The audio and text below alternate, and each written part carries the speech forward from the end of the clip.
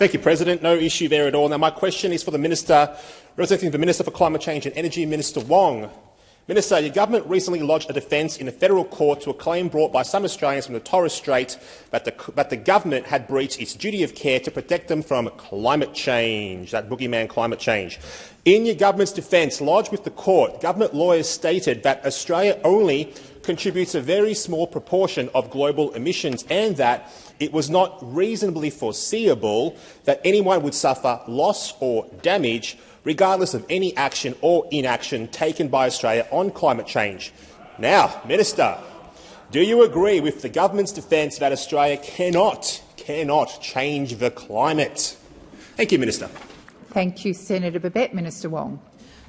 What I believe is that climate change is affecting us. That climate change is real. I don't disagree with your joke about it as a bogeyman, and I think that the scientists and observed patterns of climate demonstrate that we do have a serious problem. I also believe that no one country can solve it on its own. That has always been my position. It's why Australia has always argued, certainly in the governments in which I've been involved, we have always argued for an agreement, international agreement, which covered all major emitters, in which all countries participated, because no single country can solve it on its own. So yes, Australia cannot solve climate change by ourselves, but equally that should not be a reason for us to do nothing.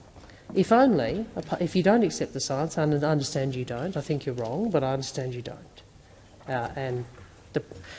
If only for economic imperatives. I mean, we know that the world is moving to 84% of the global economy is moving to a net zero emissions by 2050 position.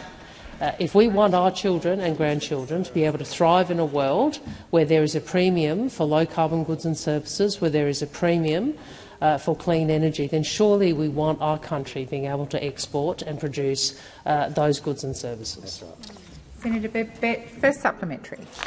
Thank you, Minister. Look, Minister, Net Zero Australia recently found that moving to net zero would cost us around $7 to $9 trillion, a large amount of money.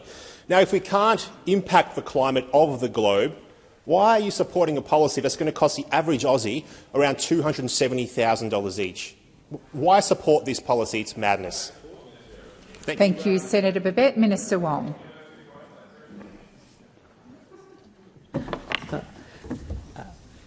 I'm not sure what the modelling is to which you refer, and I think what is important to know, what is important to emphasise is that, as I recall, both parties of government have committed to net zero by 2050. At least that's what those opposite did at some point.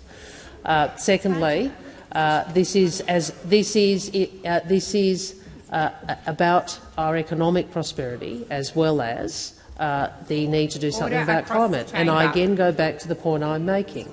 If you accept that the world is moving to place a premium on clean energy, on low-carbon goods and services, then as one of the most emissions-intensive economies in the world, it is sensible economic policy for us to be able to do better in that world. And that is what we are intending to do, and we are intending to make sure we can use the enormous clean energy resources we have for the benefit of all Australians. Thank you, Minister. Senator Babet, second supplementary. Minister, look, in your government's defence on the climate case, you said that for every 1,000 gigatons of carbon emissions would only increase the temperature of the globe by around 0.63 degrees Celsius. On your numbers, even if Australia was to emit zero emissions from now until 2050, the temperature of the globe would change by just 0.768 degrees Celsius. Why are we imposing $270,000 on every Australian for, in effect, no impact on climate change? What about China?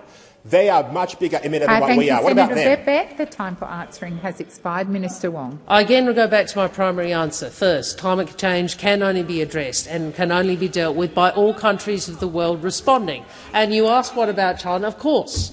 The new installed capacity of China, as well as many other countries, is a concern.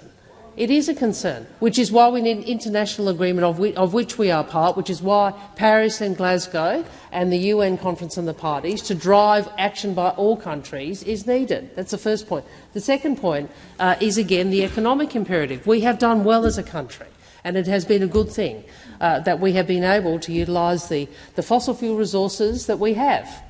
But at some point we have to be able to make our way in the world, prosper in the world, export to the world clean energy and goods and services which are low carbon, because the world will pay high prices for them over the decades to come. So there is an economic imperative as well as a climate change imperative. Thank you.